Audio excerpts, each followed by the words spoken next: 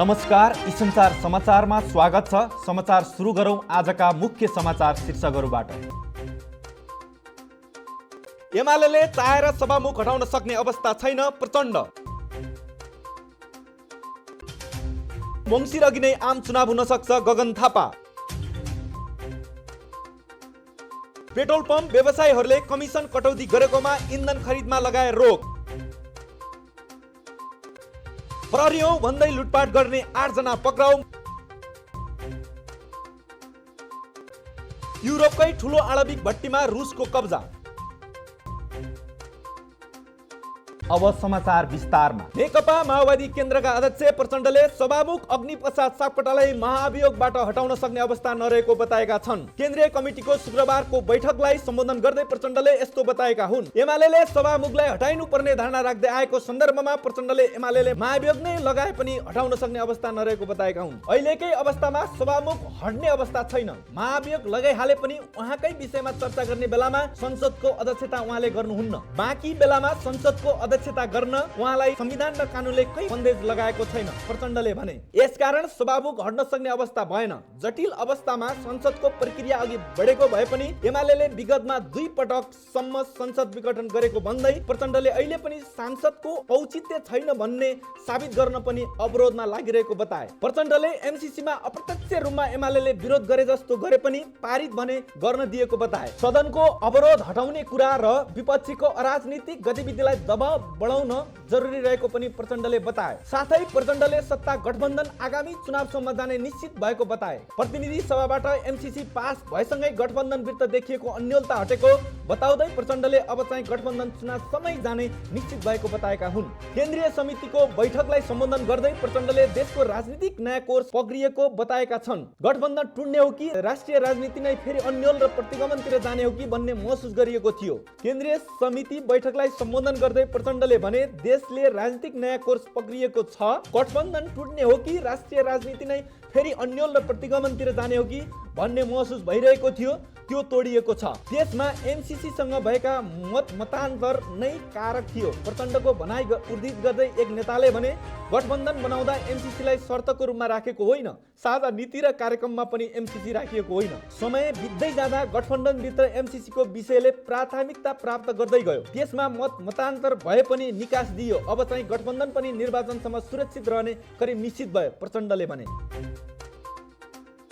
नेपाली कांग्रेसका महामन्त्री गगन थापाले वैशाख 30 मा स्थानीय तहको निर्वाचन हुने भएकाले तयारी गर्न पार्टीका नेता तथा कार्यकर्तालाई आग्रह गरेका छन्। आज कास्कीमा आयोजित कार्यक्रममा धारणा राख्दै महामन्त्री थापाले वैशाखमा स्थानीय चुनाव नसर्ने पनि बताएका छन्। चुनावमा सत्तारूढ गठबन्धनका दलहरूबीच तालमेल गर्ने वा नगर्ने भन्ने पछि टुङ्गो लगाउने थापाले बताए। गठबन्धनको काम चुनाव गराउने हो, चुनावमा मिल्छौं कि मिल्दैनौं भन्ने विषय अर्कै हो, पछि नै थाहा हुन्छ, उनले भने। 2056 मा कांग्रेस र एमालेको सरकार थियो। त्यस लगत्तै चुनावमा कांग्रेस र एमाले बीच नै प्रतिस्पर्धा भयो। उनले कांग्रेस, माओवादी, नेकपा एकीकृत समाजवादी र जसपा मिलेर संविधान र प्रणाली जोगाउन गठबन्धन गर्दै सरकार बनाइएको पनि बताए।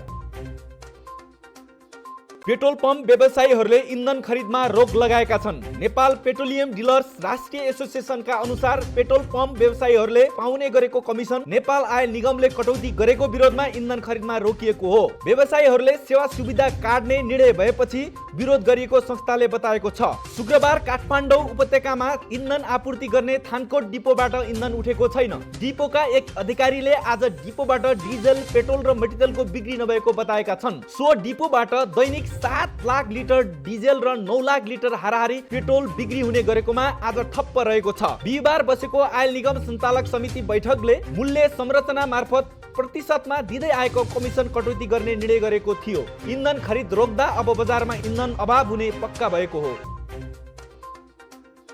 हामी प्रहरी हौं भन्दै लुटपाट गर्ने समूहका 8 जनालाई प्रहरीले पक्राउ गरी शुक्रबार सार्वजनिक गरेको छ। पक्राउ पर्नेमा गुठीचौर गाउँपालिका 5 जुम्लाका देवी प्रसाद दिताल, धुनेबेसी 3 धादिङका शंकर रेग्मी, महाकाली 2 डडेलधुराका हिम्मत मोहरा र शुक्लाफाट 4 कञ्चनपुरका सुवास रतोगी छन्। त्यस्तै शुक्लाफाट 2 कञ्चनपुरका मिलन बोहरा, याङ्ग 8 5 सरका भविन्द्र बेगा, नौमुले 5 सल्लेरी दैलेखका योगेन्द्र बहादुर चन्द्र, गौमुखी 6 प्युठानका कमल सुनार पनि पक्राउ परेका हुन्। महानगरीय प्रहरी अपराध महाशाखाका प्रहरी उपरीक्षक कृष्ण प्रसाद कोइरालाका अनुसार गत फागुन 12 गते साँझ उनीहरूलाई काठमाडौँ महानगरपालिका 16 स्थित राजेन्द्र सार्कीको फार्मेसीमा लुटपाट गरेका थिए। उनीहरूले अवैध औषधि बिक्री गरेको भन्दै फार्मेसी सञ्चालकलाई नियन्त्रणमा लिएर 65,000 रुपैयाँ लुटपाट गरेको प्रहरीको भनाइ छ। उनीहरूको साथबाट 11 थान मोबाइल, 5 थान एटिएम, 2 थान चेक, 1 थान घडी प्रहरीले बरामद गरेको छ। यस सम्बन्धमा थप अनुसन्धान भइरहेको प्रहरीले जनाएको छ।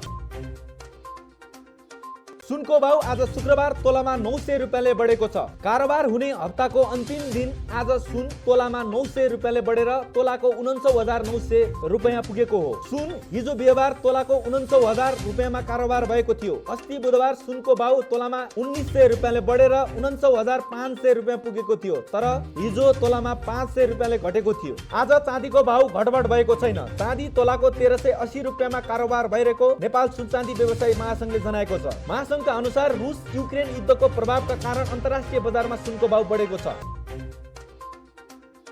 युक्रेन स्थित युरोपकै ठूलो आणविक भट्टी रुसी सेनाले कब्जा लिएको छ।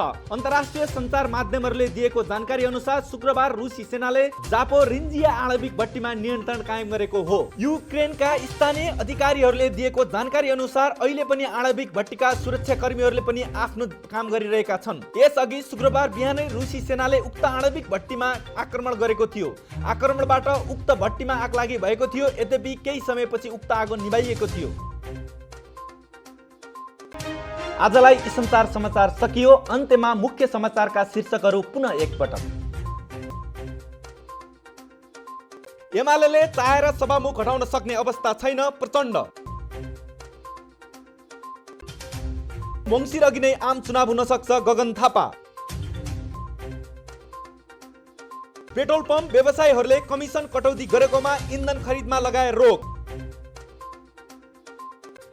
प्रहरी हो भन्दै लुटपाट गर्ने 8 जना पक्राउ। युरोपकै ठूलो आणविक भट्टीमा रुसको कब्जा। हस्त आजलाई संसार समाचार सकियो। ताजा समाचारका लागि संसार समाचार हेर्दै गर्नुहोला। नमस्कार।